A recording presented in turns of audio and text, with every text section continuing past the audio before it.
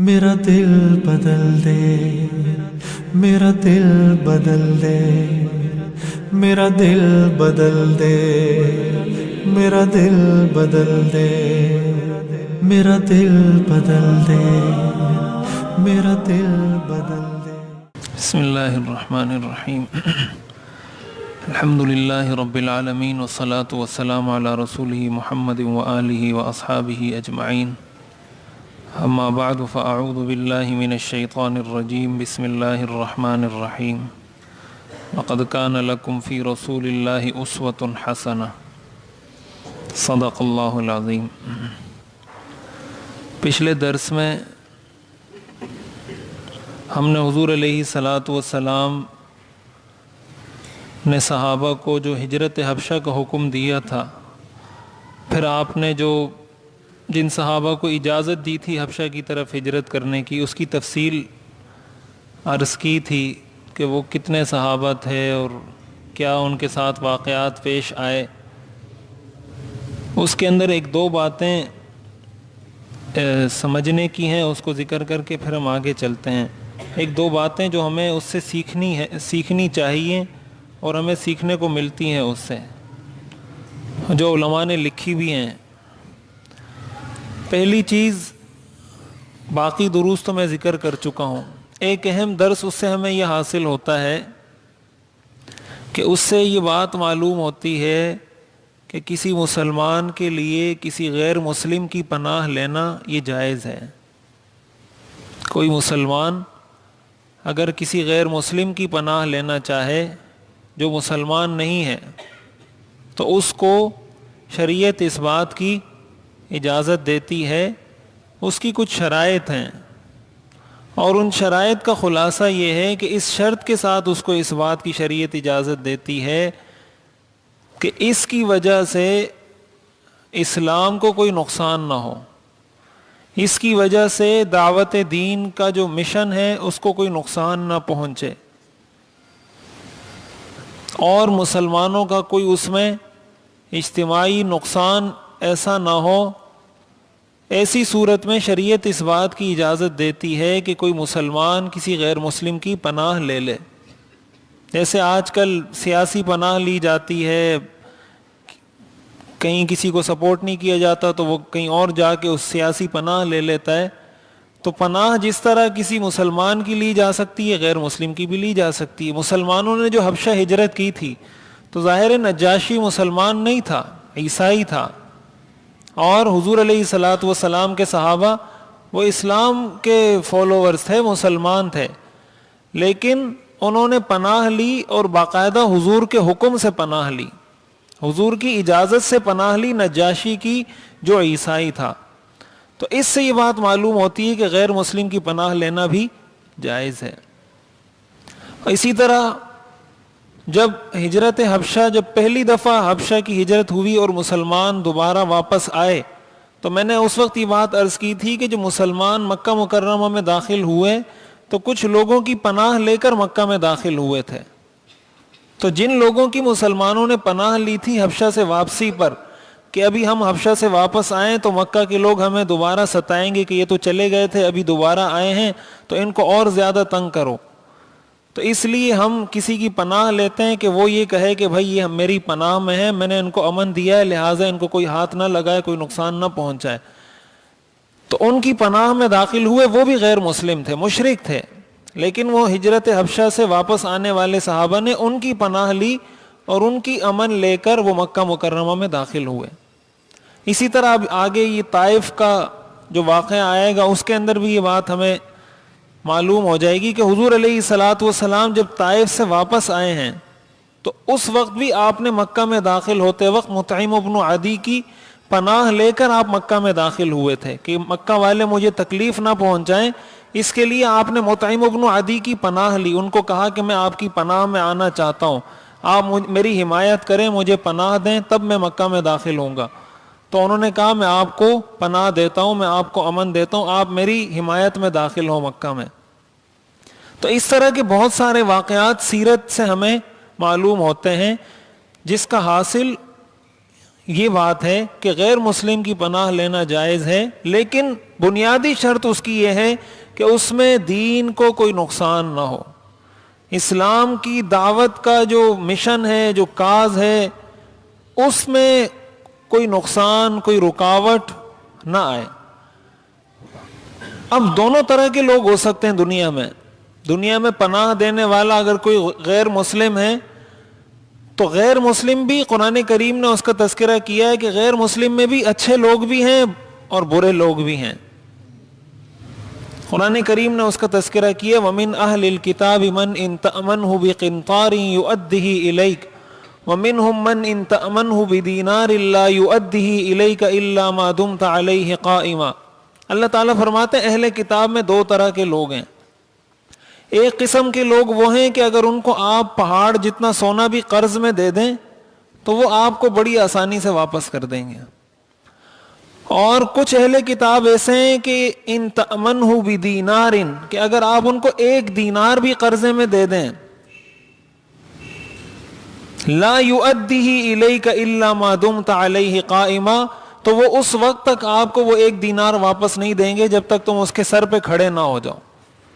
مقصد یہ ہے کہ ان میں اچھے لوگ بھی ہیں، برے لوگ بھی ہیں۔ اسی طرح قرآن کریم کی اور آیات میں بھی اس کا تذکرہ کیا گیا ہے وَإِنَّ مِنْ أَهْلِ الْكِتَابِ لَمَنْ يُؤْمِنُ بِاللَّهِ وَمَا أُنزِلَ إِلَيْكُمْ وَمَا أُنزِلَ إِلَيْهِمْ خَاشِعِينَ لِلَّهِ لَا يَشْتَرُونَ بِآيَاتِ اللَّهِ ثَمَنًا قَلِيلًا۔ اللہ فرماتے ہیں اہل کتاب میں سے ایسے لوگ بھی ہیں جو ان چیزوں پر ایمان لاتے ہیں جن چیزوں پر تم بھی ایمان لائے ہو۔ تو جب بھی کوئی ایسا واقعہ پیش آئے، یہ جو میں عرض کرتا رہتا ہوں نا کہ سیرت پڑھنے کا مقصد اس سے سبق حاصل کرنا ہے۔ ہمیں قرآن میں یہ حکم ہے کہ حضور علیہ الصلاۃ والسلام تمہارے لیے رول ماڈل ہیں، آئیڈیل ہیں۔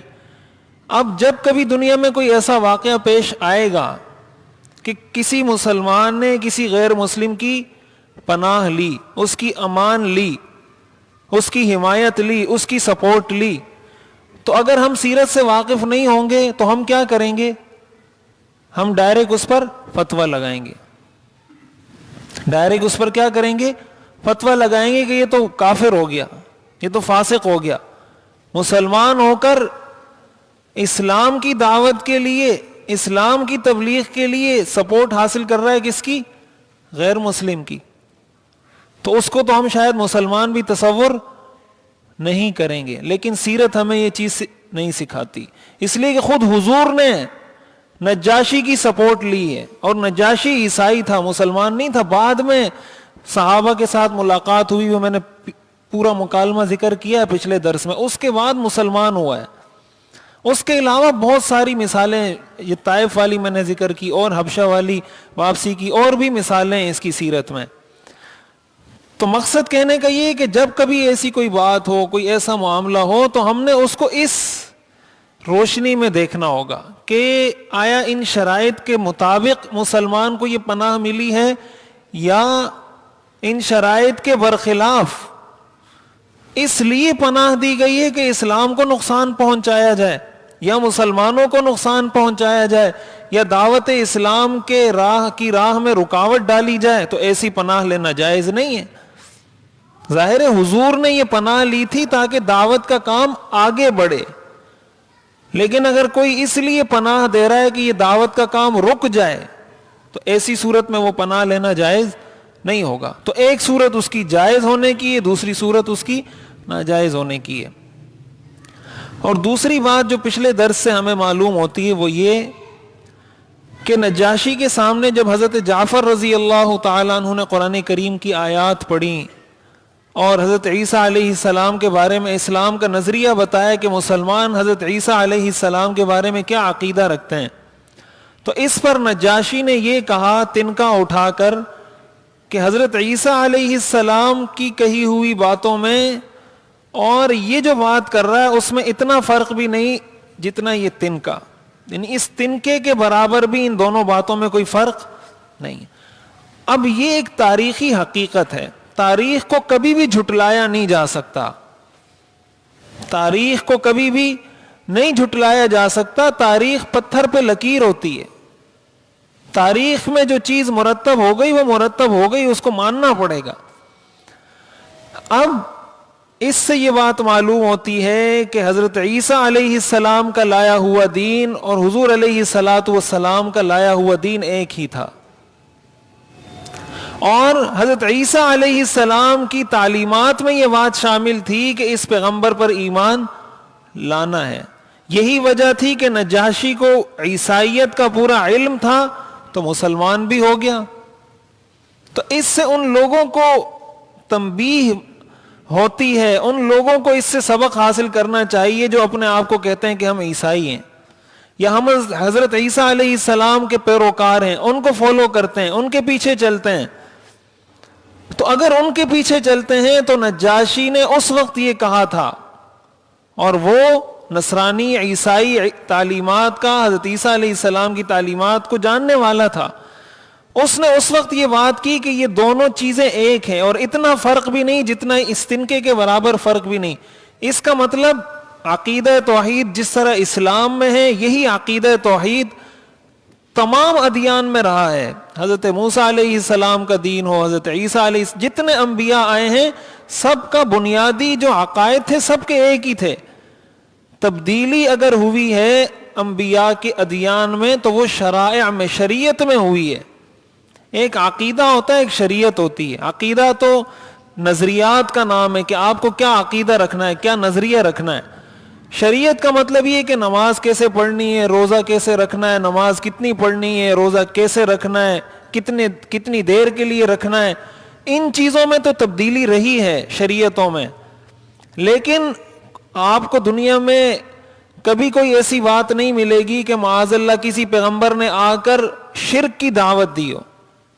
قرآن کریم نے اس کا ذکر کیا ہے کہ ہم نے جس پیغمبر کو بھیجا، جس رسول کو بھیجا، وَإِلَىٰ عَادٍ أَخَاهُمْ هُودًا قَالَ يَا قَوْمِ اعْبُدُوا اللَّهَ۔ اللہ تعالیٰ نے سورہ ہود میں ہر نبی کا تذکرہ کر کے بیان فرمایا کہ قوم عاد کی طرف حضرت ہود کو بھیجا تو انہوں نے کہا یا قوم، اے میری قوم، اعبدوا اللہ، اللہ کی عبادت کرو۔ وَإِلَىٰ ثَمُودَ أَخَاهُمْ صَالِحًا قَالَ يَا قَوْمِ اعْبُدُوا اللَّهَ۔ قوم سمود کی طرف حضرت صالح کو بھیجا، انہوں نے بھی کہا یا قوم، اے میری قوم، اعبدوا اللہ، اللہ کی عبادت کرو۔ عقائد کے اندر سارے انبیاء کے عقائد ایک ہیں، لہذا اس میں ان لوگوں کے لیے بھی درس ہے جو اپنے آپ کو عیسائی کہتے ہیں یا حضرت عیسیٰ علیہ السلام کا پیروکار کہتے ہیں، کہ اگر واقعتاً حضرت عیسیٰ علیہ السلام کی تعلیمات کو ماننا ہے تو ان کی دعوت بھی اسی توحید کی ہے جو توحید کی دعوت حضور علیہ الصلاۃ والسلام نے دی ہے۔ یہ دو اہم باتیں تھیں جو ذکر کرنی تھی، مجھے یاد نہیں رہی پچھلے درس میں۔ تو یہ دو بڑے اسباق ہیں جو ہمیں اس واقعے سے حاصل ہوتے ہیں اور سیکھنے کو ملتے ہیں۔ اب اس کے بعد ہم آگے بڑھتے ہیں تو حضور علیہ الصلاۃ والسلام کے صحابہ کی ہجرت ہوئی حبشہ کی، اس کے بعد وہ واقعہ پیش آیا ہے جس کو میں پہلے عرض کر چکا ہوں کہ قریش نے یہ فیصلہ کیا کہ ان کا بائیکاٹ کیا جائے، ان کے ساتھ تعلقات ختم کر دیے جائیں، ان کے ساتھ لین دین نہ کی جائے، ان میں رشتے نہ کیے جائیں، ان کے ساتھ کوئی بات چیت نہ کرے، اس لیے کہ سارے حربے آزما لیے، کوئی حربہ کامیاب نہیں ہوا، اب یہ حربہ آزماتے ہیں کہ ہم ان سے الگ تھلگ ہو جاتے ہیں، ان سے کوئی بات نہیں کرے گا۔ نتیجہ یہ ہوا کہ انہوں نے ایک عہد نامہ لکھا، ایک ایگریمنٹ لکھا، ایک بات لکھی، اور اس زمانے میں اس طریقہ کار یہ ہوتا تھا کہ وہ بات لکھ کر بیت اللہ میں اس کو لٹکا دیا جاتا تھا۔ بیت اللہ میں لٹکانے کا مطلب یہ ہوتا تھا کہ یہ اہل مکہ کی ایک اتفاقی رائے ہے اور سب کا اس پر اتفاق ہے، تو اس میں بھی یہ لکھ کر لٹکا دیا گیا کہ بھائی قریش والوں نے اور سارے مکہ والوں نے ان لوگوں کا بائیکاٹ کر دیا ہے۔ نتیجہ یہ ہوا کہ حضور علیہ الصلاۃ والسلام اور آپ کے چچا ابو طالب اور آپ کے اور جو رشتہ دار تھے جو مسلمان ہوئے تھے، وہ سارے چلے گئے پہاڑ کی طرف جس کو شیب ابی طالب کہا جاتا ہے۔ اس پہاڑ میں گھاٹی تھی، وہاں جا کر رہنے لگے۔ 3 سال حضور علیہ الصلاۃ والسلام وہاں رہے ہیں، 3 سال کا عرصہ۔ اور اس میں ایسا وقت بھی آیا ہے، سیرت نگاروں نے لکھا ہے کہ حضور علیہ الصلاۃ والسلام پتے کھایا کرتے تھے، کھانے کے لیے کچھ نہیں ہوتا تھا۔ کھانے کے لیے کچھ اس لیے نہیں ہوتا تھا کہ کوئی چیز بیچتا نہیں تھا، تو کس سے خریدیں؟ جس کو کہا جاتا تھا بھائی بیچو، وہ کہتے تھے ہم آپ کو کچھ نہیں بیچتے.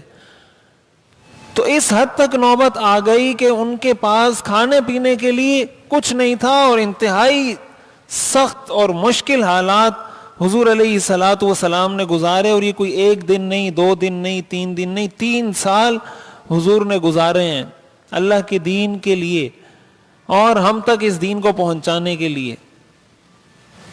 اتنی قربانی آدمی تصور نہیں کر سکتا. ہم پہ تو تھوڑی سی مشکل آ جائے، کھانا اگر 1 گھنٹہ لیٹ مل جائے تو ہماری حالت خراب ہو جاتی ہے.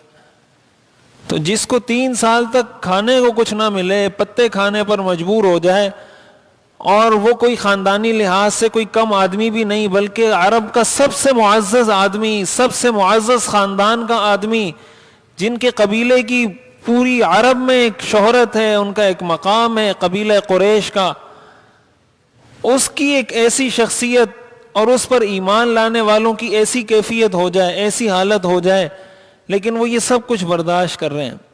یہ سیرت پڑھنے کا مقصد یہ ہے کہ ہم بھی اپنے آپ کو ذہن میں رکھیں کہ یہ دین ہم تک پہنچا ہے، حضور نے کتنی قربانیاں دی ہیں اس کے لیے، کتنی تکلیفیں برداشت کی ہیں، ہمارے لیے برداشت کی نا. حضور بیٹھتے گھر میں کھانا کھاتے، کاروبار کرتے، مزے کرتے، آپ کو تو کوئی روکنے والا نہیں تھا.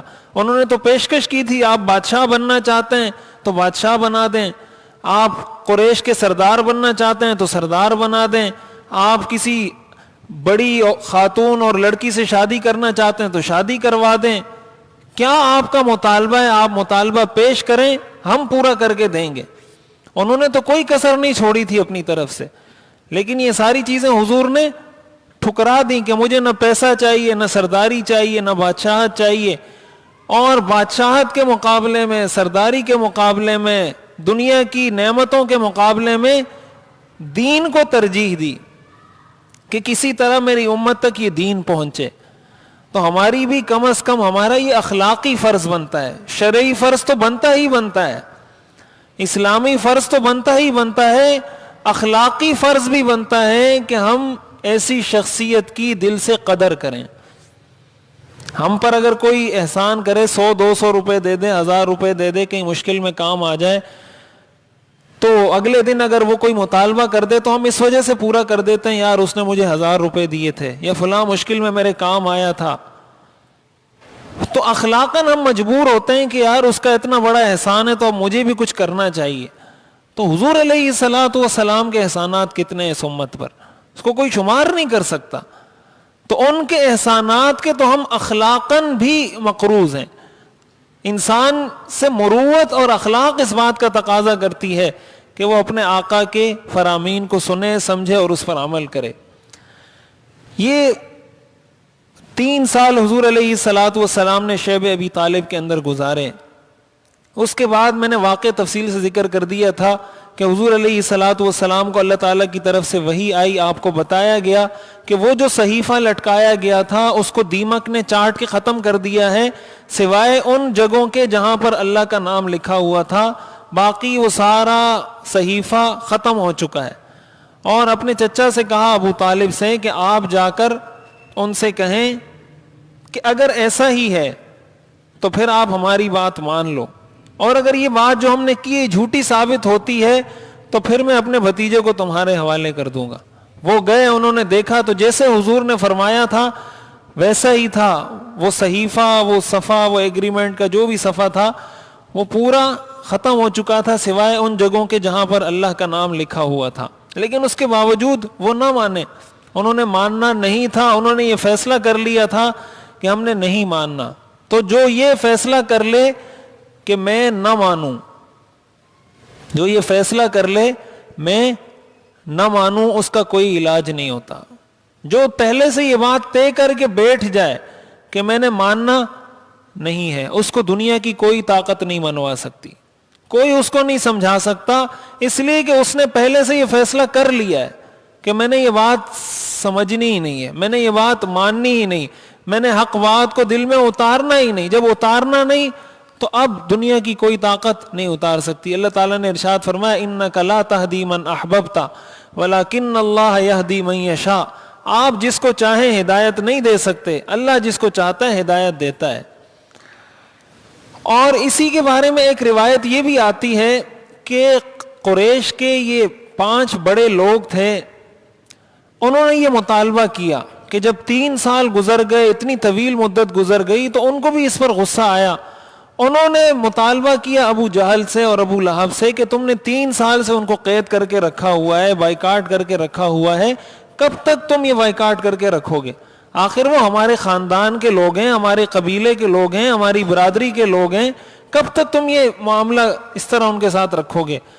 تو یہ 5 لوگ تھے، ہشام ابن عمرو، اسی طرح زہیر ابن ابی امیہ، اسی طرح مطعم ابن عدی، اسی طرح ابو البختری ابن ہشام الاسدی، اور 5ویں تھے زمعہ ابن الاسود الاسدی۔ یہ 5 لوگ تھے، سردار تھے قریش کے 5۔ انہوں نے جا کر ابو جہل کو کہا کہ یہ تم کب تک ان کے ساتھ یہ معاملہ کرو گے؟ اور یا اہل مکہ انأکل الطعام ونلبس الثیاب وبنو ہاشم والمطلب حلقہ لا یبیعون ولا یبتاعون، کہنے لگے کہ اے اہل مکہ، ہم تو کھانا بھی کھائیں اور ہم تو کپڑے بھی پہنیں، اور بنو ہاشم اور بنو عبد المطلب ہلکا وہ ہلاک ہو رہے ہیں، لا یبیعون ولا یبتاعون، نہ وہ کچھ بیچ سکتے ہیں نہ وہ کچھ خرید سکتے ہیں۔ تو اس پر اس نے کہا، ہشام بن عمرو نے جو ان 5 میں بڑا تھا، واللہ لا اقعد حتی تشق هذه الصحیفۃ الظالمۃ القاطعہ، کہ اللہ کی قسم میں اس وقت تک نہیں بیٹھوں گا جب تک اس صحیفے کو، اس ظالم اور جابر صحیفے کو میں پھاڑ کر نہ پھینک دوں، میں اس وقت تک بیٹھوں گا نہیں کہ یہ 3 سال سے تم نے یہ تماشا لگایا ہوا ہے اور اس کو ختم نہیں کر رہے۔ اس پر ابو جہل نے کہا کذبت، کہ تم نے جھوٹ بولا، تم جھوٹ بول رہے ہو۔ ہشام بن عمرو کو کہا۔ اس پر زمعہ نے کہا، جو ان میں ایک دوسرے تھے، اس نے کہا انت واللہ اکذب، ابو جہل کو کہا تم سب سے بڑے جھوٹے ہو۔ تو یہ 2 ہو گئے۔ ہشام بن عمرو تو پہلے ابو جہل سے بات کر رہا تھا، ابو جہل نے اس کو جواب دیا کہ تم جھوٹے ہو، تو زمعہ ابن اسود نے اس کے جواب میں کہا انت واللہ اکذب ما رضینا کتابتها حین کتبت، اللہ کی قسم جس وقت یہ لکھا جا رہا تھا ہم اس وقت بھی اس پر راضی نہیں تھے، لیکن تم نے مجبوراً لکھوا کر ہم سے سائن لے کر اس کو وہاں لٹکا دیا تھا۔ اس پر جو تیسرے تھے ابو البختری ابن ہشام الاسدی، اس نے کہا صدق زمعہ، اس نے بھی کہا کہ زمعہ نے جو بات کی ہے ٹھیک کی ہے۔ یہ 3 ہو گئے۔ اس پر مطعم ابن عدی جو چوتھے تھے، انہوں نے کہا صدقتما وکذب من قال غیر ذلک، کہ تم دونوں نے سچ کہا اور ابو جہل کو کہا کہ تم نے جھوٹ بولا۔ تو اس طریقے سے ان 5 نے ابو جہل کے سامنے کھڑے ہو کر، اس کے منہ پر کھڑے ہو کر کہا کہ تم جھوٹ بولتے ہو۔ آپس میں اتفاق کیا، اور اتفاق کرنے کے بعد یہ مطعم ابن عدی یہ گئے اور اس صحیفے کو اٹھایا اور پھاڑ کر پھینک دیا اس کو۔ اور جب اس کو پھاڑ کر پھینکا تو اس وقت بھی دیمک اس کا، جیسے حضور نے بتایا تھا کہ اس کا یہ سارا حصہ ختم ہو چکا ہے، یہ حصہ باقی رہ گیا ہے، وہی حصہ اس کا باقی تھا، انہوں نے اس کو پھاڑ کے ختم کر کے پھینک دیا۔ اور حضور علیہ الصلوۃ والسلام اور آپ کے چچا ابو طالب کو کہا کہ ابھی آپ واپس مکہ مکرمہ کی طرف آ جائیں۔ تو اس طریقے سے حضور علیہ الصلوۃ والسلام پر یہ 3 سال گزرے اور یہ بائیکاٹ اس کے بعد ختم ہوا۔ اب حضور علیہ الصلوۃ والسلام جب واپس تشریف لائے ہیں تو حضور علیہ الصلوۃ والسلام کو سپورٹ کرنے والے 2 افراد تھے، زیادہ جنہوں نے سپورٹ کیا، میں بار بار تفصیل سے عرض کرتا رہا ہوں اس کو۔ ایک حضور کی اہلیہ تھی حضرت خدیجہ، اور ایک آپ کے چچا تھے ابو طالب۔ یہ 2 لوگ تھے جنہوں نے آپ کو ہر مشکل میں، ہر پریشانی میں سپورٹ کیا۔ اچھا، یہاں ایک بات یہ بھی ذکر کر دوں کہ مسلمانوں نے جب حبشہ کی طرف ہجرت کی اور حضور علیہ الصلوۃ والسلام کو قید کر دیا گیا شیب ابی طالب میں، تو حضرت ابو بکر صدیق رضی اللہ تعالیٰ عنہ تنہا تھے۔ تو حضرت ابو بکر صدیق نے بھی یہ فیصلہ کیا کہ میں بھی حبشہ کی طرف ہجرت کرتا ہوں، میں بھی یہاں سے جاتا ہوں۔ انہوں نے ہجرت کا ارادہ کیا اور ہجرت کا ارادہ کر کے وہاں سے روانہ ہو گئے۔ ایک مقام ہے برق الغماد کے نام سے۔ جب وہاں پہنچے تو یہ عرب کا ایک سردار تھا ابن الدغنہ، اس کی ملاقات ہوئی حضرت ابوبکر صدیق رضی اللہ تعالیٰ عنہ سے اور پوچھا کہ آپ کہاں جا رہے ہیں؟ تو حضرت ابوبکر نے فرمایا کہ میں جا رہا ہوں ہجرت کر کے، ہماری قوم ہمیں چھوڑ نہیں رہی، دین اپنی عبادت نہیں کرنے دیتی ہمیں، لہٰذا میں اس ملک کو، اس وطن کو چھوڑ کے جا رہا ہوں۔ تو اس پر ابن الدغینہ نے کہا مثلک لا یخرج، کہ تم جیسے لوگوں کو کبھی نکالا نہیں جاتا، تم جیسے لوگوں کو نہیں نکالا جا سکتا۔ اور ابن الدغینہ نے اس وقت حضرت ابوبکر کی کچھ صفات بیان فرمائی، اور وہ صفات یہ بیان فرمائی انک لتصل الرحم وتحمل الکل وتقری الضیف وتعین علی نوائب الحق، کہ تم صلہ رحمی کرتے ہو، جس کے پاس اپنا بوجھ اٹھانے کی طاقت نہیں اس کا بوجھ اٹھاتے ہو، مہمانوں کی مہمان نوازی کرتے ہو، کسی پر کوئی آسمانی آفت آ جائے اس کی مدد کرتے ہو۔ ایسی صفات والے آدمی کو کبھی بھی نکالا نہیں جا سکتا اپنے ملک سے۔ اور ابن الدغینہ نے کہا کہ آپ میری امان اور میری پناہ میں آئے، میں آپ کو لے کر چلتا ہوں، آپ کو کوئی بھی تکلیف نہیں پہنچائے گا۔ حضرت ابوبکر صدیق رضی اللہ تعالیٰ عنہ واپس ان کے ساتھ مکہ مکرمہ آ گئے۔ قریش کو حضرت ابوبکر صدیق رضی اللہ تعالیٰ عنہ کے بارے میں آتا ہے کان رجلا بکاء، کہ وہ جب قرآن پڑھتے تھے تو رویا کرتے تھے، اور بکا یہ اس میں مبالغہ کا صیغہ ہے، ایک ہوتا ہے رونا، ایک ہوتا ہے بہت زیادہ رونا۔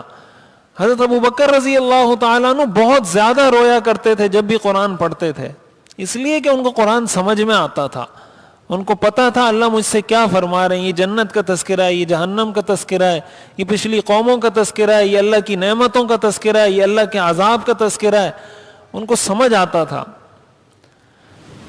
تو وہ جب روتے تھے، قرآن پڑھتے تھے، تو مشرکین مکہ کی جو عورتیں تھیں اور بچے تھے وہ سارے جمع ہو جاتے تھے۔ حضرت ابوبکر نے اپنے گھر کے باہر صحن سا بنایا ہوا تھا، وہاں کھڑے ہو کے نماز پڑھتے تھے اور اس میں قرآن کی تلاوت کرتے تھے اور روتے رہتے تھے، تو ساری مشرکین کی عورتیں بچے جمع ہو کے دیکھتے تھے اور وہ بڑے متاثر ہوتے تھے حضرت ابوبکر سے۔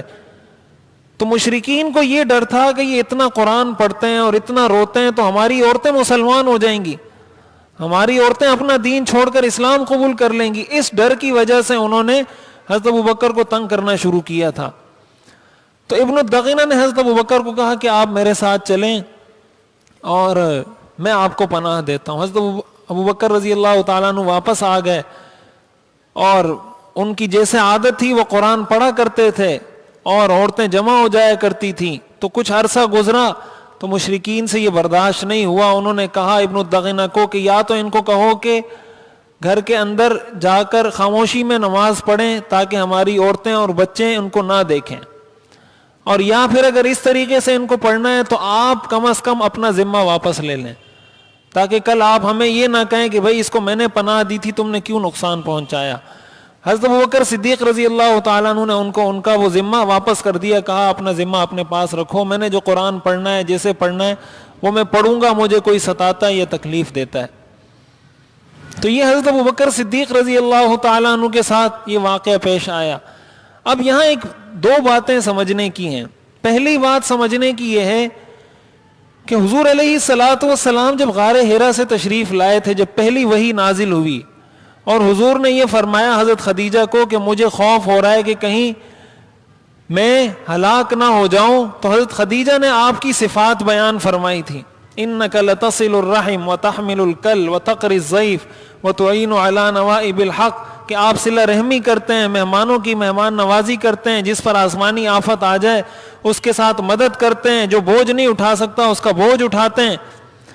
بعینی ہی یہی صفات ابن الدغینہ نے حضرت ابوبکر صدیق رضی اللہ تعالیٰ عنہ کی بیان کی ہیں۔ بعینی ہی یہی صفات، جو صفات حضرت خدیجہ نے حضور کی بیان کی تھی کہ ایسے آدمی کو واللہ لا یخزیک اللہ ابدا، اللہ کی قسم آپ کو اللہ کبھی بھی رسوا نہیں کرے گا۔ کیوں؟ اس لیے کہ آپ میں یہ صفات پائی جاتی ہیں۔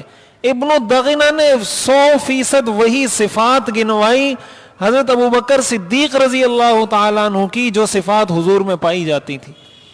اس سے یہ بات معلوم ہوتی ہے کہ حضرت ابوبکر صدیق رضی اللہ تعالیٰ عنہ کس طریقے سے حضور کے رنگ میں رنگے ہوئے تھے، کس طریقے سے حضور کی صفات کو انہوں نے اختیار کیا تھا، اور کس درجے کے حضور کے فالوور اور متبع اور ماننے والے اور پیروکار تھے، کہ جو صفات حضور میں پائی جا رہی ہیں وہی صفات حضرت ابوبکر صدیق میں پائی جا رہی ہیں.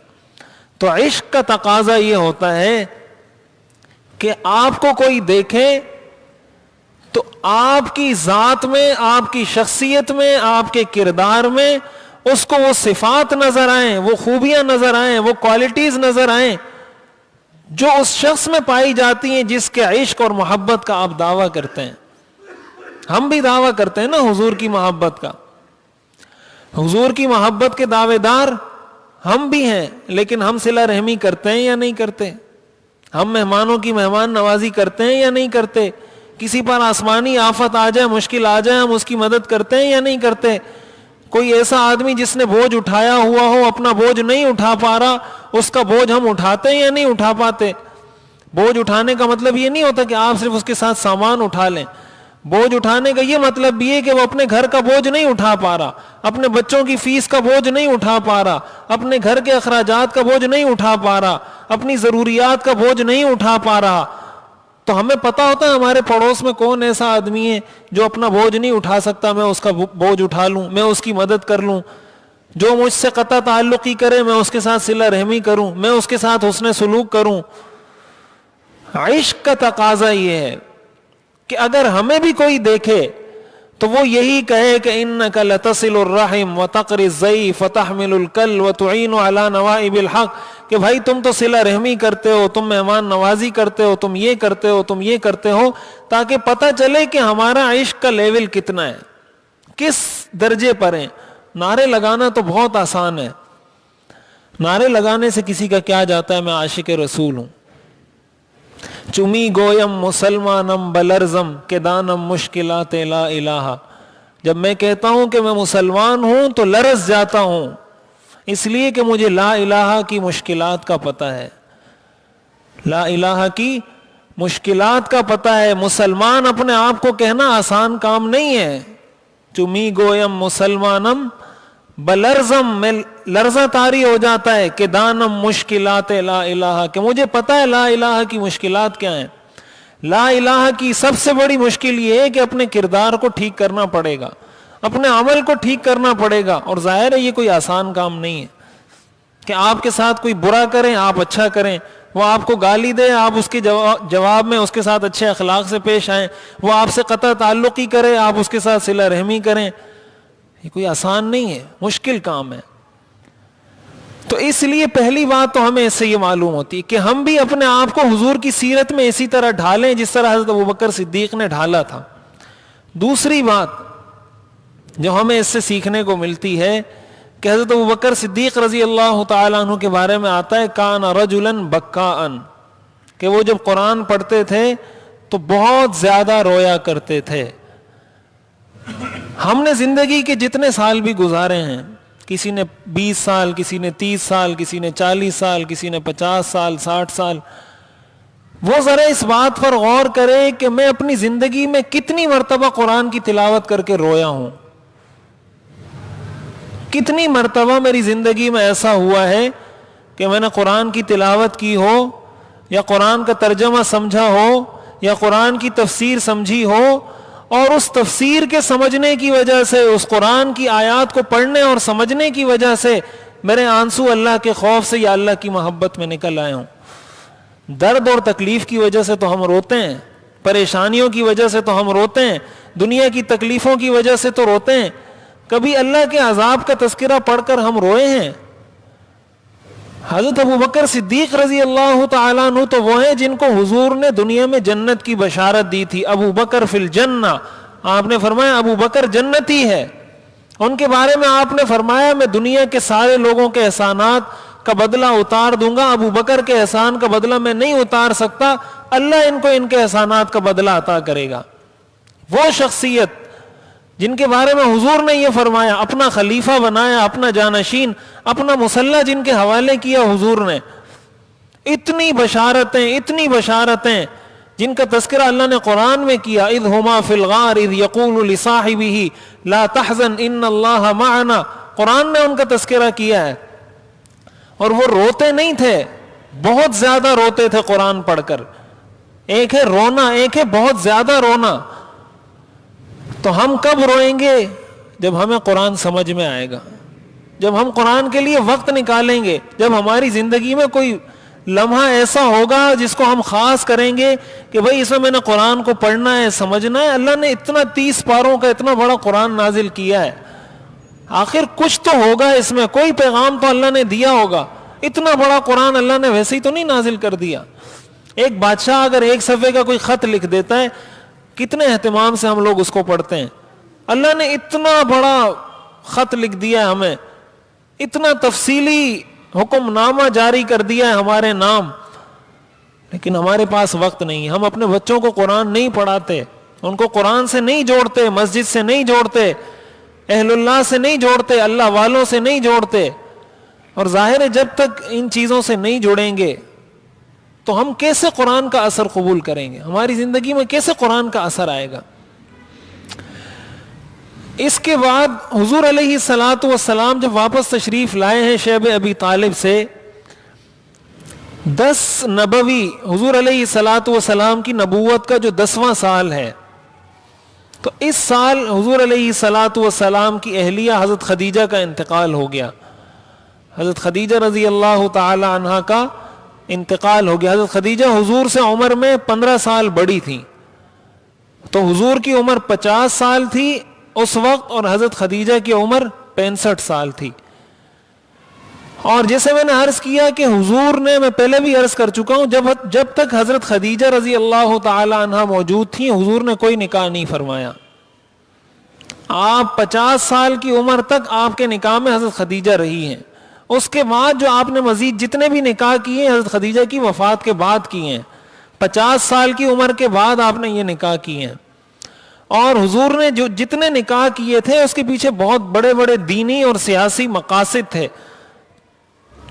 بہت بڑے بڑے مقاصد تھے جس کی بنا پر حضور علیہ الصلاۃ والسلام نے یہ نکاح کیے تھے، اور اللہ کی طرف سے حضور کو خصوصی اجازت تھی۔ قرآن نے اس کا تذکرہ کیا ہے، خالصۃ لک من دون المؤمنین، کہ ہم نے خالص آپ کے لیے، باقی مومنین کے لیے نہیں، خالص آپ کے لیے ہم نے اس چیز کی اجازت دی ہے کہ آپ جس سے نکاح کرنا چاہیں آپ نکاح کر سکتے ہیں۔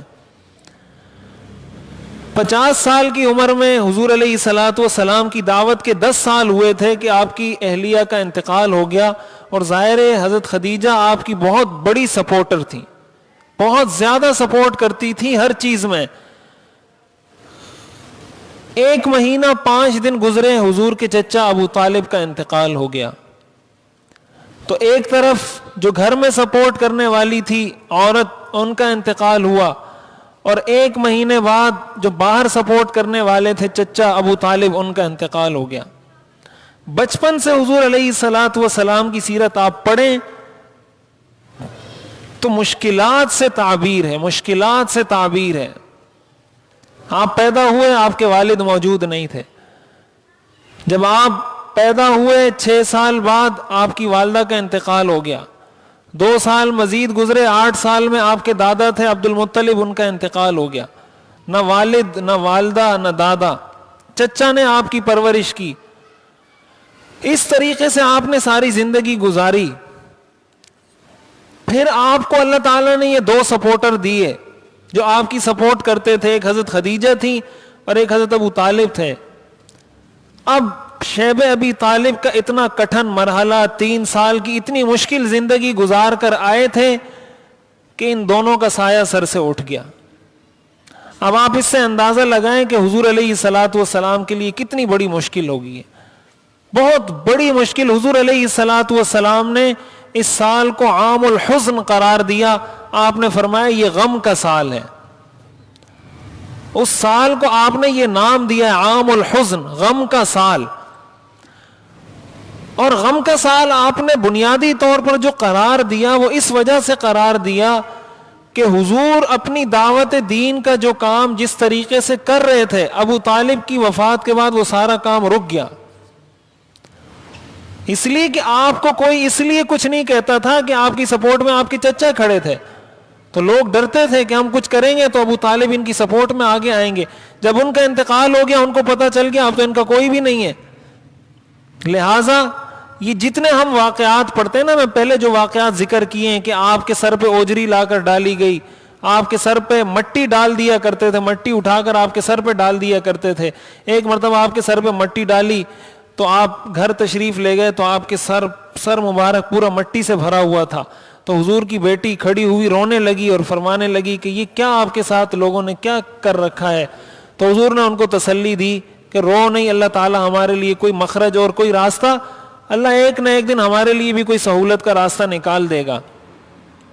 یہ جتنی تکلیفیں آپ کو دی گئی ہیں ذاتی حیثیت میں, یہ حضرت ابو طالب کی وفات کے بعد دی گئی ہیں, اس لیے کہ جب تک وہ زندہ تھے حضور علیہ الصلوۃ والسلام کو تکلیف دینے کی کسی کو جرت نہیں ہوتی تھی.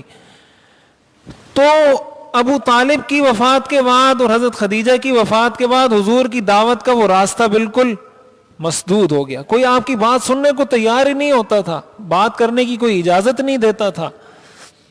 اب یہاں ایک بات یہ بھی سمجھنی چاہیے کہ دیکھیں اللہ تعالیٰ دنیا میں ہر کام اسباب کے تحت کرتا ہے, ہر کام. حضور علیہ الصلوۃ والسلام اللہ کے آخری پیغمبر ہیں, آخری نبی ہیں. اللہ چاہتا تو سب کو تباہ و برباد کر کے حضور کے دین کی اشاعت کر دیتا اور سب کچھ کر دیتا. اللہ اس بات پہ قادر تھا, لیکن اللہ نے دنیا کا جو نظام چلانا یہ اسباب کے تحت چلانا ہے تاکہ اس سے انسان سیکھے. سیرت کا تو مقصد یہ ہے کہ جب ہم یہ پڑھیں گے تو انسان کو پھر تسلی ہوتی ہے کہ یار جب کل کائنات کے سردار اور آقائے دو جہان اور امام الانبیاء جب ان پر اتنی تکلیفیں آئی ہیں, اتنی مشقتیں, اتنی مشکلات آئی ہیں, ہمیں تو اس کا ایک ذرہ بھی مشکل پیش نہیں آئی اپنی زندگی میں, اور ان کو یہ مشکلات اپنے دنیا کے کاموں کے لیے بھی نہیں, دین کے کاموں کی وجہ سے پیش آئی ہیں, لیکن انہوں نے اس کو اللہ کے لیے برداشت کیا ہے. تو ایک مسلمان جب حضور کی سیرت کو پڑھتا ہے اس کو تسلی ہو جاتی ہے, کہتا ہے بھائی میرے اوپر تو کوئی مشکلیں نہیں. حضرت فاطمہ رضی اللہ تعالیٰ عنہ فرمایا کرتی تھی صبت علی مصائب لو انہا صبت علی الایام سرن لیالیا, کہ میرے اوپر اتنی مصیبتیں پڑی ہیں کہ اگر وہ مصیبتیں دن پر پڑتی تو وہ رات میں تبدیل ہو جاتی. صبت علی مصائب لو انہا صبت علی الایام سرن لیالیا, کہ مجھ پر اتنی مصیبتیں آئی ہیں کہ اگر کسی دن پر وہ مصیبتیں پڑتی وہ دن مصیبتوں کے بوجھ سے سیاہ ہو کر رات میں تبدیل ہو جاتا, اتنی مصیبتیں. تو حضرت فاطمہ جو جنت کی عورتوں کی سردار ہیں, جب ان پر یہ مصیبتیں آئی ہیں تو اگر دنیا میں کسی عورت پر کسی مرد پر کوئی تکلیف آ جاتی ہے تو اس کو برداشت کرنے میں بڑی آسانی ہوتی ہے, پھر وہ بڑی آسانی سے برداشت کر لیتا ہے, کوئی مشکل نہیں ہوتی جب سیرت اس کے سامنے ہوتی ہے. حضور علیہ الصلوۃ والسلام نے جب یہ دیکھا کہ اب میری بات یہاں کوئی نہ سن رہا ہے بلکہ تکلیفوں پر تکلیفیں, پریشانیوں پر پریشانیاں, حضور علیہ الصلوۃ والسلام نے فرمایا کہ اب مجھے بھی یہاں سے ہجرت کرنی پڑے گی. حضور علیہ الصلوۃ والسلام نے فیصلہ فرمایا کہ اب میں مکہ چھوڑ کر طائف چلا جاتا ہوں, اس لیے کہ یہاں تو میری بات اب کوئی بھی نہیں سن رہا, لہٰذا کسی اور جگہ جاتا ہوں, کوئی اور ٹھکانہ تلاش کرتا ہوں, ممکن ہے وہ لوگ میری بات سن لیں, میری بات کو مان لیں, قبول کر لیں, تو چلے میں وہاں اپنا ٹھکانہ بنا لوں گا, ان کو دین کی دعوت دوں گا, وہاں سے اللہ تعالیٰ دین کو پھیلا دے گا. اس لیے کہ مکہ میں تو اب کوئی کام کی صورت اسباب کی حیثیت میں نظر نہیں آ رہی. حضور علیہ الصلوۃ والسلام نے فیصلہ فرمایا کہ میں طائف چلا جاتا ہوں, طائف کی طرف ہجرت کر جاتا ہوں. طائف تقریباً یہ مکہ سے جنوب مشرق میں واقع ہے, طائف کا جو شہر ہے, اور یہ بڑا سرسبز و شاداب شہر تھا اور ابھی بھی سرسبز و شاداب ہے. اور عرب کے لوگ اپنی گرمیوں کی چھٹیاں یا گرمی کے دن گزارنے کے لیے طائف آیا کرتے تھے, اس لیے کہ ٹھنڈا علاقہ ہے اور سرسبز و شاداب ہے, خوبصورت علاقہ ہے. تو مکہ کے جو لوگ تھے انہوں نے اپنے وہاں گھر بنائے ہوئے تھے کہ جب گرمیوں کے دن ہوتے تھے تو طائف چلے جاتے تھے کہ گرمی کے دن یہاں گزاریں گے. اور وہاں کے لوگ بھی بہت مالدار تھے, خوشحال تھے اور بڑا پیسہ تھا ان کے پاس. تو اور یہ ہمیشہ سے ایک روایت رہی ہے کہ اکثر ایسا ہوتا ہے کہ جس کے پاس پیسہ زیادہ ہوتا ہے تو اس میں سرکشی بھی زیادہ ہوتی ہے, نافرمانی بھی زیادہ ہوتی ہے, اور جس کے پاس پیسہ کم ہوتا ہے ان میں نسبتاً اللہ کی نافرمانی اور سرکشی کا ریشو کچھ کم ہوتا ہے. قرآن کریم نے اس کا تذکرہ کیا وَإِذَا أَرَدْنَا أَن نُهْلِكَ قَرْيَةً أَمَرْنَا مُتْرَفِيهَا فَفَسَقُوا فِيهَا فَحَقَّ عَلَيْهَا الْقَوْلُ فَدَمَّرْنَاهَا تَدْمِيرًا. اللہ فرماتے ہیں جب ہم کسی بستی کو ہلاک کرنے کا ارادہ کرتے ہیں تو اس کے خوشحال لوگوں کو حکم دیتے ہیں وہ سرکشی شروع کر دیتے ہیں دنیا میں. فحق علیہ القول پھر اس بستی پر ہماری بات حق ثابت ہو جاتی ہے. فدمرناها تدمیرا تو ہم اس کو ملیہ میٹ کر کے رکھ دیتے ہیں. یہ ہمیشہ سے ایک سنت چلی آ رہی ہے, ایک طریقہ چلا آ رہا ہے. تو حضور علیہ الصلوۃ والسلام نے فیصلہ فرمایا یہ 80 کلومیٹر کا فاصلہ ہے تقریباً. آج کی اب ساری سڑکیں بننے کے بعد جو فاصلہ ہے وہ تقریباً 80 کلومیٹر کا ہے. اس وقت تو بڑے دشوار گزار راستے تھے اور پہاڑ اور صحرا, وہ تو بہت طویل سفر تھا. حضور علیہ الصلوۃ والسلام نے اپنے ساتھ اپنے جو غلام تھے اور آپ نے اپنے ان کو بیٹا بھی قرار دیا تھا حضرت زید بن حارثہ رضی اللہ تعالی عنہ, ان کو اپنے ساتھ لیا اور کہا کہ ہم یہاں سے ہجرت کرتے ہیں, یہاں سے جاتے ہیں طائف, وہاں جا کر دین کی دعوت دیں گے, ہو سکتا ہے وہاں کے لوگ ہماری بات کو قبول کر لیں. حضور علیہ الصلوۃ والسلام وہاں سے روانہ ہوئے اور آپ نے یہ سارا سفر پیدل کیا ہے, بغیر کسی سواری کے پیدل سفر کیا ہے مکہ سے طائف کا. اور پھر طائف سے جب واپس مکہ آئے ہیں یہ سفر بھی آپ نے پیدل کیا ہے. تو آپ اس سے اندازہ لگائیں کہ اتنا طویل سفر, اتنا لمبا سفر حضور نے پیدل کیا اور اتنی مشقت کے ساتھ, اتنی تکلیف برداشت کر کے یہ سارا سفر آپ نے کیا. وہاں آپ پہنچے تو جو ثقیف کے لوگ تھے جن کی طائف میں حکومت تھی, یہ جو طائف کے سردار تھے, کچھ بھی اس کو کہہ لیں, حضور علیہ الصلوۃ والسلام ان کے پاس گئے. 3 بڑے ان کے سردار تھے, ایک عبد یا لیل اور دوسرا مسعود اور تیسرا حبیب. یہ 3 بڑے سردار تھے طائف کے, ثقیف کے. تو حضور علیہ الصلوۃ والسلام ان کے پاس گئے اور ان سے یہ کہا کہ بھائی میں مکہ سے آیا ہوں اور اس طرح دین کی دعوت دینے کے لیے آیا ہوں. مکہ کے لوگوں کو میں نے دعوت دی لیکن انہوں نے میری دعوت کو قبول نہیں کیا. آپ اگر میری مدد کریں اور دین کی دعوت کو قبول کریں تو اللہ تعالیٰ آپ پر اپنا رحم کرے گا اور اللہ تعالیٰ آپ کو نعمتیں عطا کرے گا. سب آپ نے ساری دعوت دی. تو انہوں نے حضور علیہ الصلوۃ والسلام کو بہت برے طریقے سے جواب دیا, بہت برے طریقے سے ریئیکٹ کیا. حضور علیہ الصلوۃ والسلام کو ایک تو وہاں سے نکالا, پھر جو اوباش اور لوفر لڑکے تھے, جو پاگل اوباش اس طرح کے لڑکے تھے, ان کو پتھر دیے اور پتھر دے کر کہا کہ ان کو پتھروں سے مار مار کے طائف کے شہر سے نکال دو. حضور علیہ الصلوۃ والسلام اور آپ کے صحابی حضرت زید وہاں سے روانہ ہوئے اور وہ پتھر مار رہے ہیں, لہو لہان کر دیا. جہاں سے پتھر آتا تھا حضرت زید اپنے سر کو آگے کرتے تھے. حضرت زید کے سر میں کئی زخم لگ گئے, اس لیے کہ جہاں سے پتھر آتا تھا حضرت زید اپنا سر آگے کرتے تھے تو وہ پتھر حضرت زید کو لگتا تھا. اس طریقے سے حضرت زید کا پورا سر زخمی ہو گیا, پورا جسم زخمی ہو گیا. حضور علیہ الصلوۃ والسلام کا جسم لہو لہان, آپ کے چپل مبارک خون جم جانے کی وجہ سے بار بار چپکتے تھے. آپ کے قدم, اتنا خون بہہ گیا تھا کہ آپ کے قدم مبارک اس چپل سے بار بار چپک جایا کرتے تھے. آپ چلتے تھے, بے ہوش ہو جاتے تھے, پھر بیٹھ جاتے تھے, پھر تھوڑا ہوش آتا تھا, پھر اٹھ کے چلتے تھے. پھر اس طریقے سے آپ وہاں سے روانہ ہوئے. 10 دن آپ نے گزارے ہیں طائف میں. 10 دن حضور علیہ الصلوۃ والسلام نے اس طریقے سے گزارے ہیں کہ ایک دفعہ آئے, پھر ان کو دعوت دی, پھر اس طریقے سے ہوا, پھر دعوت دی. 10 دن تک حضور یہ کرتے رہے ہیں. جب کچھ بھی نہ بنا اور آپ کو اندازہ ہوا کہ اب یہاں بھی کوئی بات سننے والا نہیں, یہاں بھی کوئی ہماری بات کو قبول کرنے والا نہیں, اور آپ وہاں سے روانہ ہوئے اور لڑکے پیچھے سے پتھر مار رہے ہیں, حضور علیہ الصلوۃ والسلام آگے جا رہے ہیں. چلتے چلتے چلتے آپ ایک باغ پہ پہنچے. جو عتبہ اور شیبہ, یہ 2 حضور کے بہت بڑے دشمن تھے. عتبہ اور شیبہ یہ ربیعہ کے بیٹے تھے, عتبہ ابن ربیعہ اور شیبہ ابن ربیعہ. ان کا باغ تھا انگور کا. حضور علیہ الصلوۃ والسلام اتنے شدید زخمی ہو گئے تھے اور اتنی قابل رحم حالت میں تھے کہ انہوں نے جب حضور کو دیکھا تو ان کو حضور پر رحم آیا اور ترس آیا حضور پر کہ اتنا ان کو مارا ہے, اتنا ان کو زخمی کیا ہے.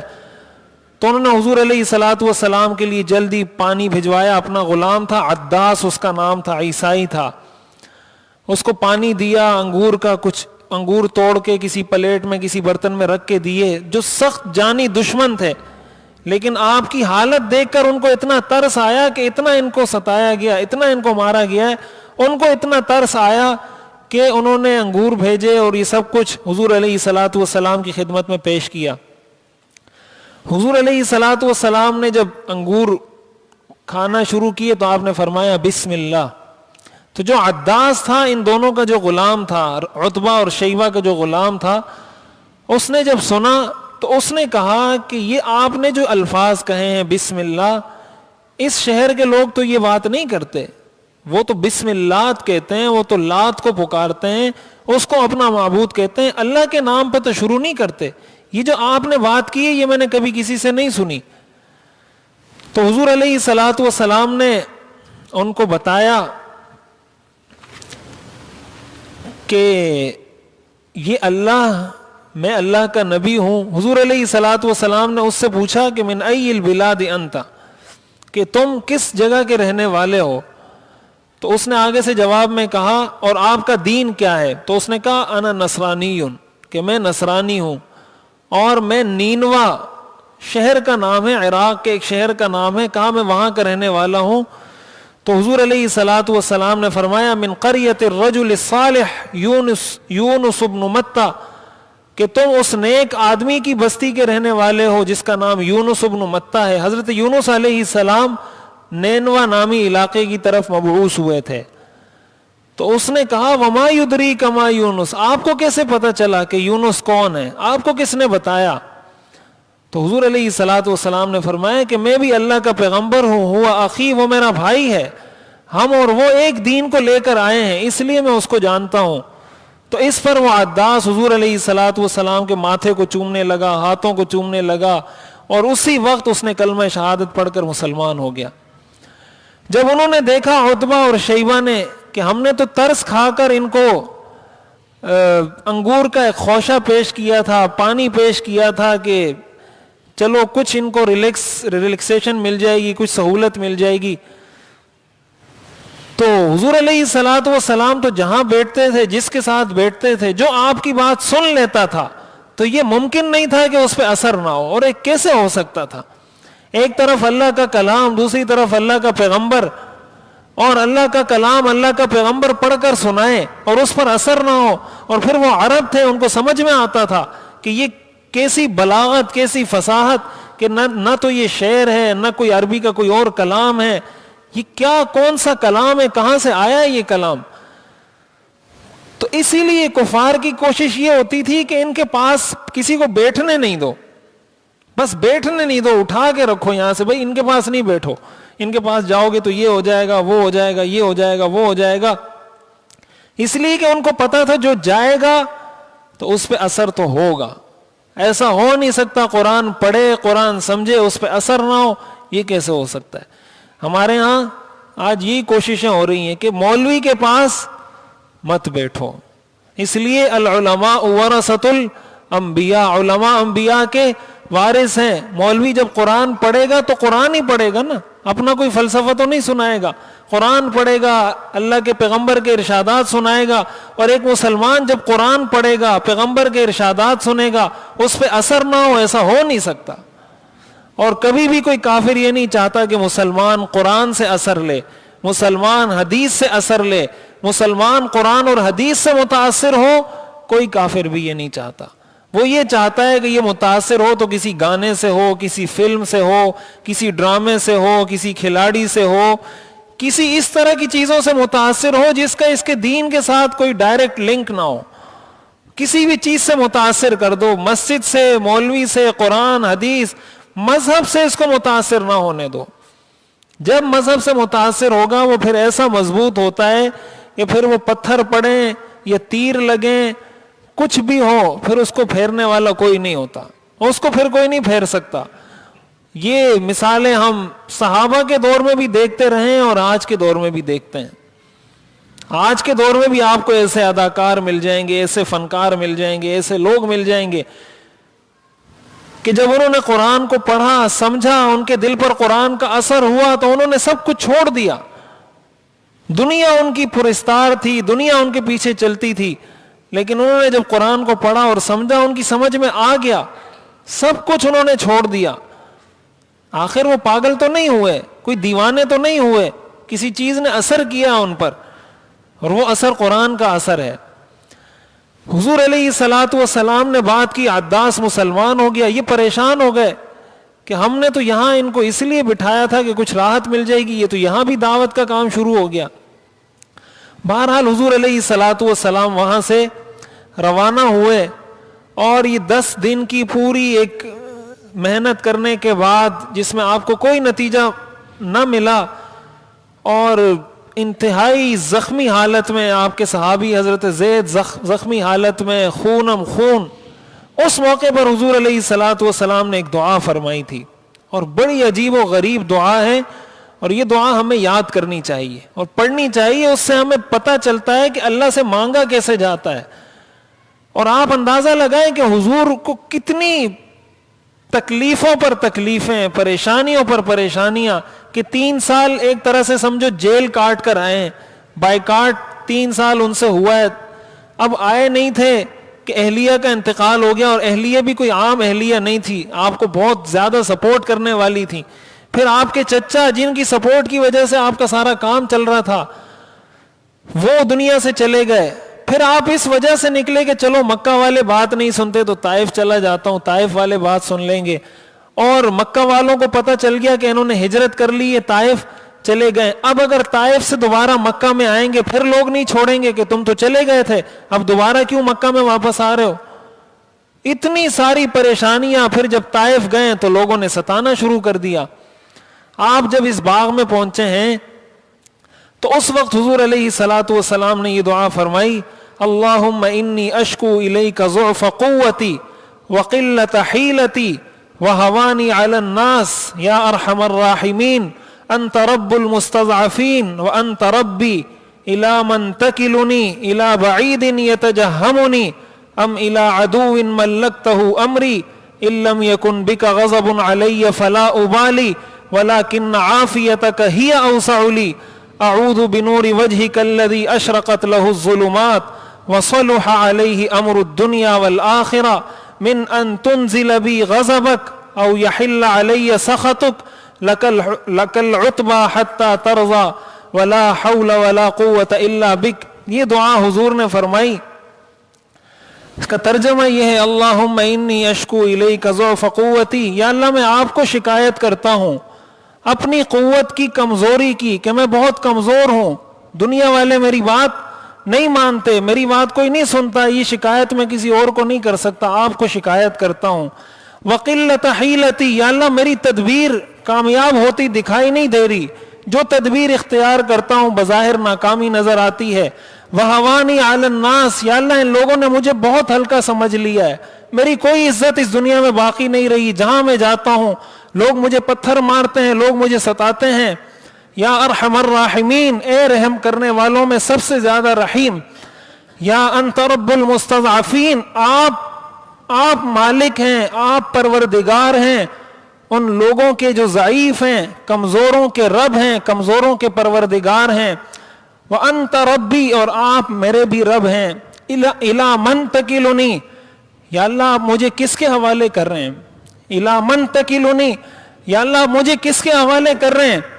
الی بعید یتجہمنی, ایک ایسے دور کے آدمی کی طرف کہ جب اس کی طرف میں جاتا ہوں تو وہ مجھے ترش روئی سے اور غصے سے دیکھتا ہے اور مجھے تکلیفیں دیتا ہے.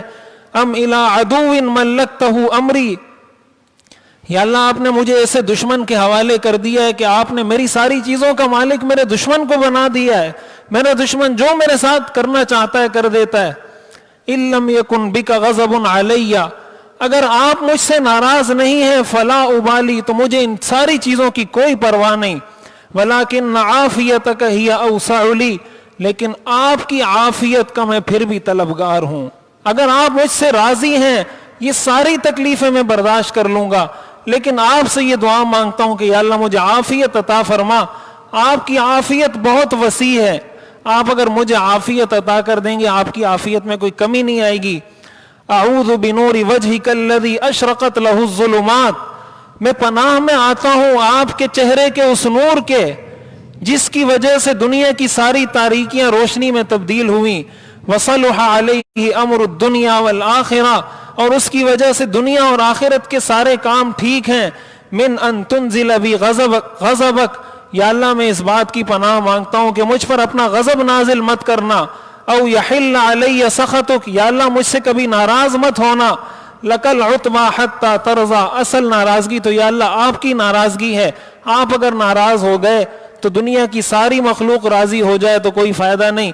آپ راضی ہو گئے تو دنیا کی ساری مخلوق ناراض ہو جائے مجھے کوئی پرواہ نہیں. ولا حول ولا قوت الا بک, یا اللہ نہ تو برائی سے کوئی روک سکتا ہے نہ نیکی کی کوئی طاقت دے سکتا ہے, آپ کے سوا کوئی نہیں ہے. یہ دعا کی ہے حضور علیہ الصلوۃ والسلام نے جب آپ طائف سے واپس آئے ہیں اور اس باغ میں بیٹھے ہیں.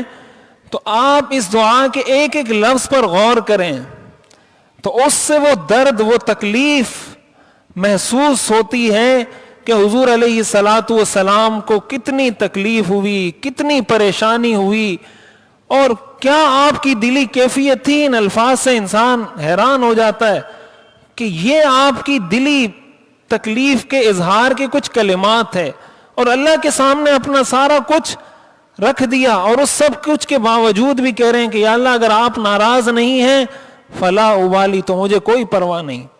یہ نہیں کہہ رہے کہ یا اللہ میں آپ سے ناراض ہوں, اتنی تکلیفیں آنے کے بعد میں آپ سے ناراض, بلکہ کہہ رہے ہیں یا اللہ اگر اتنی تکلیفیں آنے کے بعد آپ راضی ہیں فلا ابالی, مجھے کوئی پرواہ نہیں. لیکن عافیتک ہی اوسع لی, لیکن آپ کی عافیت بہت وسیع ہے, آپ اگر مجھے بھی اپنی عافیت میں ڈھانپ لیں گے تو آپ کا کوئی نقصان نہیں ہوگا. دعا مانگنے کا انداز سکھایا ہے حضور علیہ الصلوۃ والسلام نے کہ انسان جب اللہ سے مانگے تو کیسے مانگے. اس طریقے سے جب انسان مانگتا ہے, حضور علیہ الصلوۃ والسلام نے یہ دعا کی, وہاں سے اللہ تعالی نے پہاڑوں کے فرشتے کو بھیجا, حضرت جبریل علیہ السلام کو بھیجا, ان کے ساتھ پہاڑوں کے فرشتے تھے, اور حضور علیہ الصلوۃ والسلام سے اجازت مانگی. ان تأذن لی اطبق علیہم الاخشبین, کہ یا رسول اللہ آپ ہمیں اجازت دیں ان دو پہاڑوں کو ہم ان پر ملا کر ان کو بیچ میں پیس کر رکھ دیتے ہیں. اللہ نے ہمیں بھیجا ہے کہ جاؤ اور حضور سے اجازت طلب کرو, اگر وہ اجازت دیں طائف کے دو پہاڑوں کو ملا کر ان ساری بستی والوں کو پیس کر رکھ دو, ختم کر کے رکھ دو. حضور علیہ الصلوۃ والسلام کی رحمت کا, آپ کی شفقت کا, آپ کی اس امت سے محبت کا اندازہ انسان لگا ہی نہیں سکتا, اس کا کوئی پیمانہ ہی نہیں ہے, اس کو کوئی سوچ ہی نہیں سکتا, کوئی تصور میں نہیں لا سکتا. حضور علیہ الصلوۃ والسلام نے فرمایا ارجو ان یخرج اللہ من اصلابہم من یعبد اللہ وحدہ لا یشرک بہ شیئا, کہ میں کبھی بھی اس بات کی اجازت نہیں دوں گا, مجھے اللہ کی ذات سے امید ہے کہ اللہ ان کی نسلوں میں کوئی ایسا آدمی پیدا کر دے گا جو اللہ کی عبادت کرے گا. کوئی ایسا آدمی اگر ان کی نسلوں سے بھی پیدا ہو جائے, یہ بھی میرے لیے بڑی کامیابی کی بات ہے. یہ حضور علیہ الصلوۃ والسلام کی محبت ہے, آپ کی رحمت ہے. وما ارسلناک الا رحمۃ للعالمین. ایک انسان, ایک باپ, ایک ماں کو اگر اتنا تنگ کیا جائے, ماں کب کی اپنے بچے کو گھر سے نکال کے باہر کر دے. آپ کا کیا خیال ہے اگر ماں کو کوئی ایسی تکلیف دے کہ اس کو پتھروں سے مارے, اس کو لہو لہان کر دے, اس کے پیچھے لڑکے لگا دے, اس کو پیچھے سے مارے اور اس کو زخمی کر دے, وہ آئے پھر مارے, آئے پھر مارے, وہ ماں اس بچے کو چھوڑے گی یا وہ ماں اس بچے کے لیے دعا کرے گی؟ سوال ہی نہیں پیدا ہوتا. حضور علیہ الصلوۃ والسلام اس کے باوجود دعا کر رہے ہیں, یا اللہ میری قوم کو ہدایت عطا فرما, یہ جانتے نہیں ہیں, ان کو ہدایت عطا فرما. اور آج کے مسلمان کے پاس وقت نہیں ہے حضور کی سیرت کو پڑھنے کے لیے. فلمیں دیکھنے کے لیے وقت ہے, ڈرامے دیکھنے کے لیے وقت ہے, گیمز کھیلنے کے لیے وقت ہے, کاروبار, تجارت, ملازمت, دنیا کے کام دھندوں کے لیے وقت ہے. جب حضور کی سیرت کی بات آتی ہے تو کسی کے پاس وقت نہیں ہے. دین کو سمجھنے کے لیے ہمارے پاس وقت نہیں ہے. تو ہم قیامت کے دن حضور علیہ الصلاۃ والسلام کے سامنے کیسے پیش ہوں گے؟ کیا جواب دیں گے ہم کہ میں نے کتنی قربانیاں برداشت کی، میں نے کتنی تکلیفیں برداشت کی، اور میں نے کیا کیا مشکلات سہی ہیں اپنی امت کے لیے، اور اس کے باوجود دعائیں دی ہیں، اس کے باوجود تمہاری خیر کی بات کی ہے، تم تک یہ پیغام پہنچایا ہے، اور آج تمہارے پاس وقت نہیں تھا اس قرآن پر عمل کرنے کے لیے، اس سیرت پر عمل کرنے کے لیے۔ یہ وہ ساری چیزیں ہیں جن سے مسلمانوں کو دور کیا گیا ہے، اور مسلمان ان سے دور ہوئے ہیں۔ ہماری ذمہ داری بنتی ہے کہ ہم اپنے نبی سے جڑیں، اپنے نبی کو واقعتاً اپنا رہنما اور رول ماڈل اور آئیڈیل مانیں، ان کی بتائی ہوئی تعلیمات کے مطابق اپنی زندگی گزاریں، وگرنہ اس کے بغیر کامیابی کا کوئی تصور ایک مسلمان کے لیے ہو ہی نہیں سکتا۔ اب یہاں ایک دو باتیں سمجھنے کی ہیں کہ حضور علیہ الصلاۃ والسلام نے یہاں جس اعلیٰ درجے کے صبر کا اظہار کیا ہے، حضور نے صرف امت کو یہ فرمایا نہیں کہ صبر کرو، آپ نے صبر کر کے دکھایا ہے کہ صبر کیسے ہوتا ہے۔ یہ حضور کی شخصیت کا وہ کمال ہے جو دنیا کے کسی لیڈر میں موجود نہیں ہے۔ دنیا کے لیڈر نظریہ دیتے ہیں، پریکٹیکل کر کے نہیں بتاتے۔ یہ دنیا کے کسی لیڈر میں یہ صفت موجود نہیں، چاہے دنیا کا ہو دین کا ہو، کہ وہ آپ کو ایک نظریہ بھی دے پھر اس پر عمل کر کے دکھائے بھی کہ صبر کہتے کس کو ہیں۔ اس کو صبر کہتے ہیں، اس کو کہتے ہیں مشکلات پر صبر کرنا۔ ایک طرف صبر اتنا کہ جب فرشتہ آ رہا ہے کہ اجازت دیں کہ ان کو تباہ کر دیں، آپ کہہ رہے ہیں نہیں۔ دوسری طرف اللہ سے دعا اتنی کہ ایسی دعا مانگی کہ جو دل کی تکلیفیں تھی، جو دل کے خیالات تھے، جو پریشانیاں تھی، سب کھول کھول کے اللہ کے سامنے رکھ دی کہ اللہ میری یہ پریشانی ہے، یہ پریشانی ہے، یہ پریشانی ہے، یا اللہ ان پریشانیوں کو ختم فرما۔ مخلوق کے ساتھ صبر کا اتنا معاملہ، تکلیفوں پر اتنا صبر، اللہ کے سامنے اپنی ساری مشکلات بیان کر دی۔ اللہ کے سامنے بہادری نہیں دکھاتا انسان، اللہ کے سامنے عاجزی دکھانی پڑتی ہے کہ یا اللہ میں نہیں برداشت کر سکتا یہ مشکلیں، یہ تکلیفیں مجھ سے نہیں برداشت ہوتی، یا اللہ مجھے عافیت عطا فرما۔ اللہ کے سامنے یہی کرنا ہے۔ لیکن جو مصیبت، جو تکلیف، جو پریشانی، اس پر انسان نے صبر کرنا ہے۔ تو حضور علیہ الصلاۃ والسلام نے ہمیں صبر کر کے سکھایا۔ اللہ سے کبھی مصیبت مانگنی نہیں چاہیے، اور مصیبت آ جائے تو اللہ سے دعا کرنی چاہیے کہ یا اللہ یہ مصیبت ختم کر دے۔ حضور نے دعا کی نا کہ یا اللہ میں، آپ اگر ناراض نہیں تو مجھے پرواہ نہیں، لیکن آپ کی عافیت کا طلبگار ہوں، اتنی پریشانیاں، اتنی تکلیفیں برداشت کرنا بہت مشکل ہے۔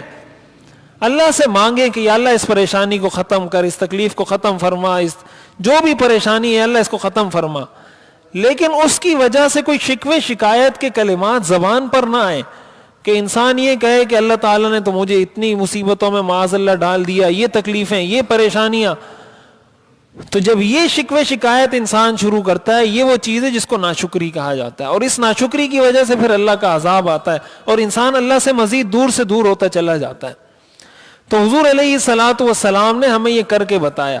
حضرت عائشہ رضی اللہ تعالیٰ عنہا نے، صحیح بخاری کی روایت ہے، حضور علیہ الصلاۃ والسلام سے پوچھا کہ کیا آپ پر غزوہ احد سے زیادہ بھی کوئی سخت دن آیا ہے؟ غزوہ احد میں حضور علیہ الصلاۃ والسلام زخمی ہوئے تھے، آپ کے 70 صحابہ شہید ہوئے تھے، تو وہ مشکل ترین دن تھا حضور کے لیے۔ حضرت عائشہ نے پوچھا کیا غزوہ احد سے زیادہ بھی کوئی مشکل وقت آپ پر زندگی میں آیا ہے؟ جیسے ہمارے ہاں پوچھتے ہیں نا کہ بھئی آپ کی زندگی کا سب سے اچھا دن کون سا تھا، یادگار دن کون سا تھا؟ حضرت عائشہ نے پوچھا آپ کی زندگی کا سب سے ایسا دن جو مشکلات سے بھرا ہوا تھا، ایسا دن کون سا تھا؟ حضور علیہ الصلاۃ والسلام نے ارشاد فرمایا کان اشد لقد لقیت من قومک فکان اشد ما لقیت منہم یوم العقبہ اذ عرضت نفسی، کہ میرے اوپر سب سے مشکل دن وہ دن تھا جب میں نے طائف والوں کے سامنے اپنے آپ کو پیش کر دیا تھا کہ میری بات کو قبول کر لو، اور انہوں نے مجھے وہاں سے واپس دھتکار دیا تھا، اس سے سخت دن میری زندگی میں مجھ پر نہیں آیا. سخت ترین دن، مشکل ترین دن، اس میں آپ نے جس اعلیٰ صبر کا اظہار کیا ہے اس کی دنیا میں کوئی تاریخ مل ہی نہیں سکتی. صبر اگر کسی نے سیکھنا ہے کہ کیسے صبر کیا جا سکتا ہے. اور یہ بھی یاد رکھیں کہ حضور علیہ الصلاۃ والسلام اپنے خاندانی لحاظ سے اتنے بے بس بھی نہیں تھے کہ بدلہ نہ لے سکتے دنیاوی اعتبار سے. یہ بھی یاد رکھنی چاہیے بات.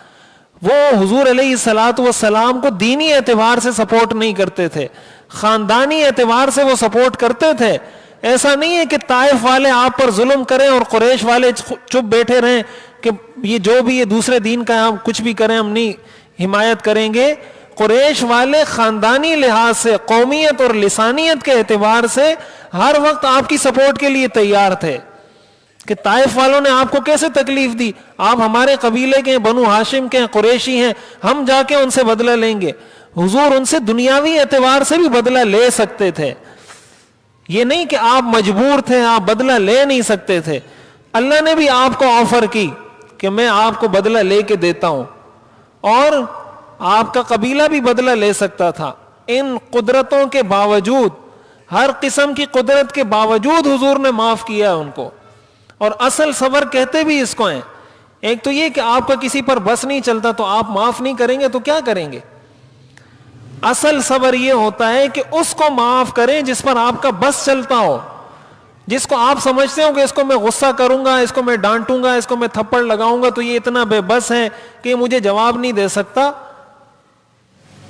اس کو صبر کرنا اصل نہیں ہے. اصل صبر یہ ہے کہ آپ کو پتا ہو کہ میں اس کو کچھ بھی بولوں یہ مجھے جواب نہیں دے سکتا، پھر آپ صبر کریں کہ بھائی میں اس کو کچھ نہیں کہتا، اس نے مجھے یہ تکلیف دی میں اس کو معاف کرتا ہوں. یہ اصل صبر ہے. اور اسی کو حدیث شریف میں فرمایا گیا صل من قطعک واعف عمن ظلمک. اب جب یہ حدیث آپ پڑھیں گے نا تو آپ کو پتا چلے گا کہ حضور نے صرف فرمایا نہیں، آپ نے فرمایا صل من قطعک، جو آپ سے توڑے اس سے جوڑو، واعف عمن ظلمک، جو تم پر ظلم کرے اس کو معاف کرو، واحسن الی من اساء الیک، جو تمہارے ساتھ برا کرے اس کے ساتھ اچھا کرو.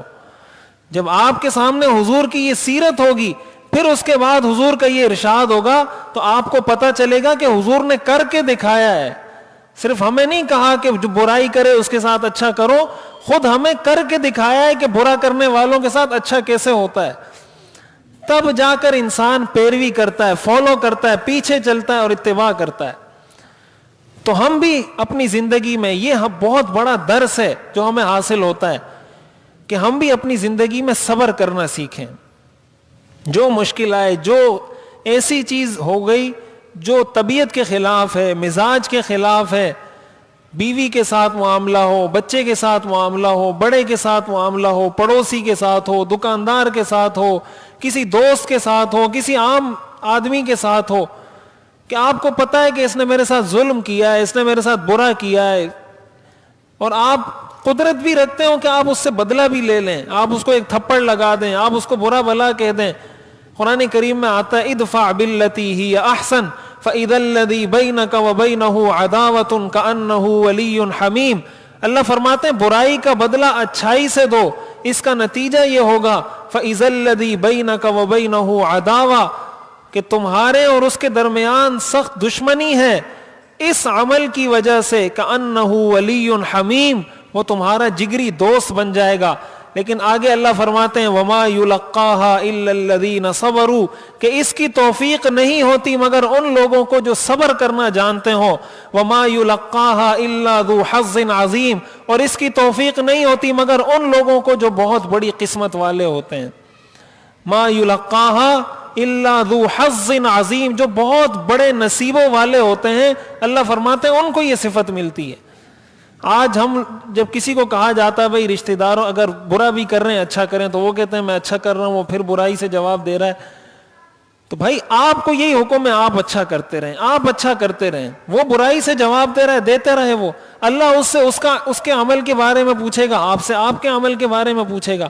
آپ کم از کم اپنے عمل کو اللہ کے سامنے کلیئر رکھیں کہ یا اللہ اس نے برا کیا، میں نے اچھائی سے جواب دیا. یہ وہ درس ہے جو ہمیں سیکھنا چاہیے. اور دوسری اہم بات جو ہمیں سیکھنی چاہیے کہ ہم سب سے پہلے تو اس دین کی قدر کریں، قرآن اور حدیث کی قدر کریں کہ یہ کتنی مشقتوں سے ملا ہے، کتنی تکلیفوں سے ملا ہے، کتنی قربانیوں سے ملا ہے.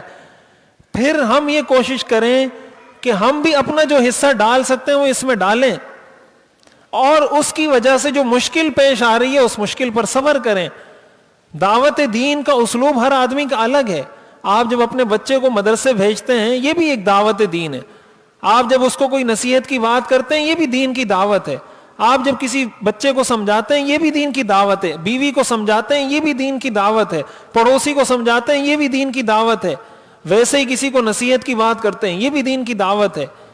تو اس میں اگر کبھی کوئی منفی رویہ آ رہا ہے کہ آپ نے بات کی، وہ کہہ رہا ہے بھائی زیادہ مولوی بننے کی کوشش مت کرو، زیادہ جو ہے نا حاجی صاحب بننے کی کوشش مت کرو، زیادہ مفتی بننے کی کوشش مت کرو، تو آپ اس کی اس بات کو پی جائیں، برداشت کر لیں، لیکن اپنے کام کو مت چھوڑیں.